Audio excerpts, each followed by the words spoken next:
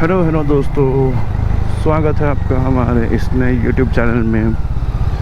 तो आज हम निकले हैं एक सुबह के राइड पे, जहां हम बात करने वाले हैं कुछ बहुत ही इम्पोर्टेंट टॉपिक्स को लेकर। सो दोस्तों, जनरली मेरे दोस्त मुझसे बहुत बार पूछते हैं कि तुमने मैवरिक क्यों ली। दूसरी बाइक भी थी उस सेगमेंट में, बट तुमने फिर मैवरिक ही क्यों ली। मतलब रॉयल एनफील्ड थी, जावा थी, होंडा की भी कुछ बाइक्स थी, तो वो सब छोड़कर मैवरिक पर जाने का रीज़न क्या था। तो आज हम बात करने वाले हैं इस वीडियो में कि मैवरिक मैंने क्यों ली कंपेयर टू बाकी बाइक्स जो सेगमेंट में आती है। सो दोस्तों, पहला रीज़न जो मैवरिक का था वो हार्ले का इंजन मेरे को मिलता है, तो इस कारण से था। एंड हीरो खुद में एक बहुत रिलायबल ब्रांड है। हाँ, मैं मानता हूँ कि हीरो का इमेज जो थे, मतलब इस बाइक के पहले वो थोड़ा सा कम्यूटर सेगमेंट की बाइक्स बनाता है, और उनके पास कोई बड़ी बाइक्स थी भी नहीं। उनकी सबसे हिट बाइक जो स्प्लेंडर, पैशन, ग्लैमर को छोड़ कर थी, वो सिर्फ एक्सपल्स थी, और वो भी ऑफ रोडिंग के लिए। बट ऑन रोड में ऐसी कोई अच्छी बाइक बनाना हीरो बहुत टाइम से मार्केट में नहीं था। इस बाइक के साथ हीरो एक अलग लीग में खेलना शुरू करा है अभी। एंड ट्रस्ट मी गाइज, जब इस बाइक को मैंने पहली बार चलाया, मेरे को बिलीव ही नहीं हुआ कि ये बाइक हीरो ने बनाई है।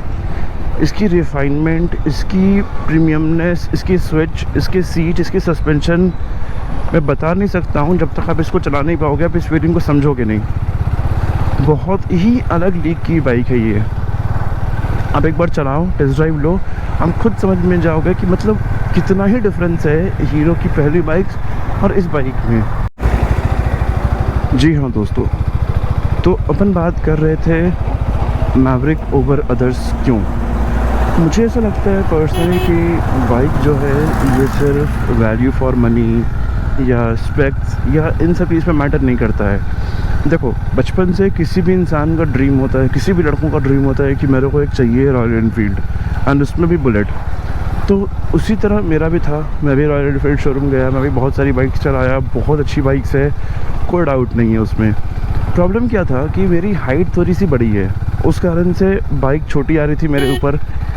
दूसरी बात कि मुझे जो मेरा मतलब रिक्वायरमेंट था कि मैं उसको भगा भी सकूं स्ट्रीट में, मैं उसको हाईवे टूर पे भी ले जाऊं, मैं रफ़ राइड भी करूं, मैं अच्छे से भी राइड करूं। तो उस कारण से क्या हो रहा था कि मेटियोर बेसिकली पर्सनली, मतलब सारे बाइक्स में मेटियोर मेरे को इतनी नहीं जम रही थी। तो इस कारण से फिर मैं दूसरे ऑप्शंस देखना शुरू किया। तो फिर मेरे को जावा दिखी, वो भी अच्छी बाइक है। हाइनेस दिखी। देखो, मेरे अकॉर्डिंग कोई भी बाइक ख़राब नहीं होती है। ये राइडर के ऊपर डिपेंड करता है, ये तुम्हारे राइडिंग स्टाइल के ऊपर डिपेंड करता है कि कौन सी बाइक तुम्हारे लिए बनी है और कौन सी नहीं। तो इसी सर्च के सिलसिले में देखो, आउट ऑफ नोवेयर, मतलब मैवरिक जब लिया हूँ उसके पहले मैंने कभी रिसर्च ही नहीं करा था। एक बार ऐसे ही इसमें सोचा कि अभी चल के जो भी बाइक है उसको फाइनलाइज़ करता हूँ, एंड मैं निकला था एक्चुअली मेटियोर के लिए। तो उस टाइम पे बस मुझे एक बार हुआ कि यार मैवरिक के भी मैंने काफ़ी नाम सुना है, चलो मैवरिक देख कर आते कि मैवरिक कैसी बाइक है। एंड ट्रस्ट मी, मुझे नहीं पता क्यों मैं बाइक चलाया और ऐसा लगा डव एट फर्स्ट साइट। मतलब इसके बाद मेरे को कोई दूसरी बाइक देखने की मन ही नहीं करा। चलाया और मुझे प्यार हो गया इसकी ब्रेकिंग से, इसके सस्पेंशन से, इसके सीट हाइट से, इसकी सीट मतलब सीट से, हैंडल वेट से, हर चीज़ से एक बार मेरे को प्यार हो गया। तो बाकी जितने मेरे इमोशंस थे कि बुलेट लेना है, बचपन का सपना है, या हीरो अभी उतना भरोसेमंद नहीं है ऐसे बड़े बाइक्स के मार्केट में, वो सब एक कहते हैं ना नज़र में, एक राइड में सब के सब ख़त्म हो गया। मतलब वो सब कुछ भी बचा ही नहीं फिर अंदर में।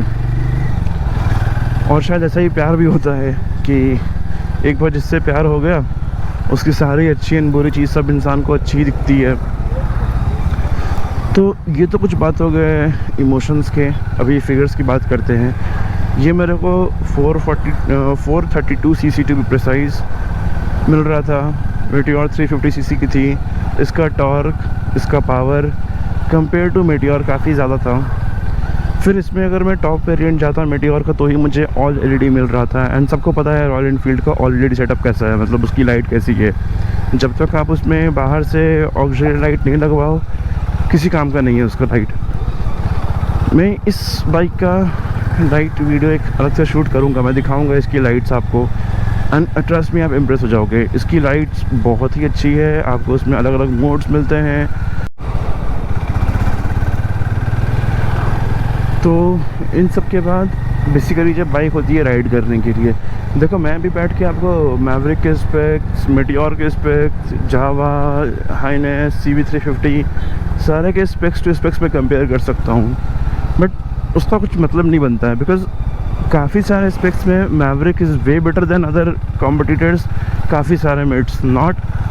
तो दोनों है, तो स्पेक्स के बेसिस पे देखो, आप स्पेक ड्राइव नहीं करते हो, आप बाइक ड्राइव करते हो, एंड जो भी वहाँ मेंशन है, अगर उसके बिना भी अगर आपको बाइक चलाने में मज़ा आ रहा है, अगर आप कंफर्टेबल हो, तो इर्रिस्पेक्टिव कि टॉर्क कितना है, BHP कितना है, आपको वो बाइक अच्छी लगेगी। ठीक है, तो मैं स्पेक्स की बात नहीं करता हूँ, मैं इन जनरल बाइक राइड की बात कर रहा हूँ। तो ट्रस्ट मी, मतलब जब मैंने चलाया इसको मैवरिक को, तो मुझे बहुत ही अलग फील हुआ, एंड समझ भी नहीं आया कि मतलब इस बाइक को मैं डिफ़ाइन कैसे करूँ, क्रूज़र में डालूँ, स्पोर्ट्सटर में डालूँ, मतलब सेगमेंट किया जाएगा बाइक का, मैं समझ ही नहीं पा रहा था। बट जो भी था, बाइक चलाने में मेरे को बहुत ही ज़्यादा मज़ा आया, एंड उसके बाद डन हो गया। मैंने X440 भी चलाई, जब मैं मैवरिक लेने के लिए गया था तो मैंने X440 का भी टेस्ट ड्राइव लिया। X440 भी अच्छी बाइक है, बट उसमें कैसा है ना कि आपको थोड़ा सा रॉ पावर फील होता है, एंड रॉ पावर कहने का मतलब कि जो बाइक है वो नो डाउट अच्छी है, काफ़ी अच्छे बैलेंस है उसके, सब कुछ है, बट आप सिटी टू सिटी राइड, जैसे अभी मैं गाड़ी चला रहा हूँ, इस ट्रैफिक में जितना इजी इसको मेंटेन करना है, मतलब हैंडल करना है बाइक को, उतना मुझे वो नहीं लगा। मतलब थोड़ा सा मुझे लगा कि उस बाइक में आपको एफर्ट डालना पड़ेगा, एंड मुझे ऐसी बाइक चाहिए थी जिसको मैं आराम से कहीं भी ले जाऊँ, मतलब बिना किसी टेंशन का कि बाइक बहुत भारी है, जाएगी नहीं जाएगी। तो ये सब देखते हुए फिर मैंने डिसाइड किया कि नहीं, अभी compare to Maverick and X440, Meteor, ESD, Honda, मैं मैवरिक पर जाता हूँ। एंड देखो, मुझे पता है बहुत सारे लोगों का सेंटिमेंट जुड़ा है दूसरे बाइक से, अच्छी बात है, मेरा भी जुड़ा हुआ था। आप एक बार चला कर देखो, अगर आपको लगता है कि वो जो भी बाइक है जिससे आपका सेंटिमेंट जुड़ा हुआ है वो आपकी लेने के लिए वर्थ है, अगर आपके सारे काम को वो पूरा कर रही है, तो डेफिनेटली आप ले लो उस चीज़ को। लेकिन मैं बोलूँगा सिर्फ सेंटिमेंट जुड़ा है, इस कारण से मुझे पर्सनली ऐसा लगता है कि परचेज़ नहीं करना चाहिए। आपको थोड़ा सा एक लॉजिकल डिसीजन लेना चाहिए किसी भी परचेज़ के पहले। तो ये कुछ बात थी मैवरिक की जो मैं आपसे बताना चाह रहा था कि मतलब मैंने मैवरिक क्यों ली। एंड मैं अभी भी यही बोलूँगा, मतलब मैं बहुत सारे कमेंट सेक्शन पढ़ता हूँ जहाँ पे लोग मैवरिक को किसी भी चीज़ से कंपेयर करते हैं। और देखो, सिर्फ सीसी का मतलब नहीं होता है कि आपकी बाइक बहुत फास्ट होगी या बहुत स्लो होगी।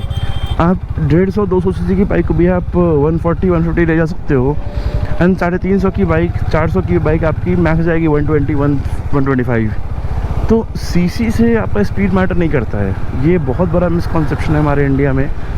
एंड लोग कोई भी बाइक कंपेयर करते गाइज जस्ट बिकॉज के दो बाइक 400 सीसी की है, मतलब पल्सर NS 400 और मैवरिक की बात करूँ या हार्ले की बात करूँ, जस्ट बिकॉज की 440 सीसी है, 400 सेगमेंट की बाइक है तो कंपेयर कर दिए। नहीं, दोनों का अलग काम है। तो जिस काम के लिए वो बाइक बनी है आप उसको सिमिलर सेगमेंट में कंपेयर करो तो कुछ मीनिंगफुल मतलब कंक्लूजन बाहर आएगा। तो यही मुझे बोलना था, क्योंकि बहुत सारे मैंने देखा यूट्यूब पे वीडियोस, मतलब वो कुछ भी कंपेयर करते हैं, तो इस कारण से। एंड जब तक आप चलाते नहीं हो, आई रिक्वेस्ट एनीवन, मतलब किसी भी यूट्यूबर से मैं रिक्वेस्ट करता हूँ कि जब तक आप बाइक को खुद चलाते नहीं हो, किसी भी तरह का जजमेंट पास कर रहे हैं बिकॉज कुछ लोग बोल रहे हैं, सही नहीं है। आप एक बार चलाओ, आप एक बार देखो, या मैं आपको ही बोलूँगा अभी प्लीज़ प्लीज़ प्लीज़ पहले बाइक चलाओ, मेरे बोलने पे या किसी और के बोलने पे बाइक मत लो, पहले चलाओ, देखो, अच्छा लगे तो ही परचेज़ करो।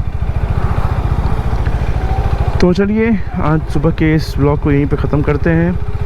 आप सभी से रिक्वेस्ट है कि प्लीज़ प्लीज़ प्लीज़ आप इस चैनल को सब्सक्राइब करें, वीडियो को लाइक करें, अपने फ्रेंड्स के साथ शेयर करें जो भी नए बाइक लेने की सोच रहा है, ताकि थोड़ा सा उनको हेल्प हो सके। तो मिलते हैं बहुत जल्दी नई वीडियोस में। हाँ, और अभी मैवरिक का डिटेल्ड रिव्यू प्लस इसके मीटर का रिव्यू, लाइट का रिव्यू, मतलब part by part and overall पूरे बाइक का भी रिव्यू आने वाला है। लंबे लंबे ट्रिप्स मारने वाला हूँ मैं, तो आशा करता हूँ कि आप चैनल सब्सक्राइब करेंगे एंड इस जर्नी में मेरे साथ रहेंगे।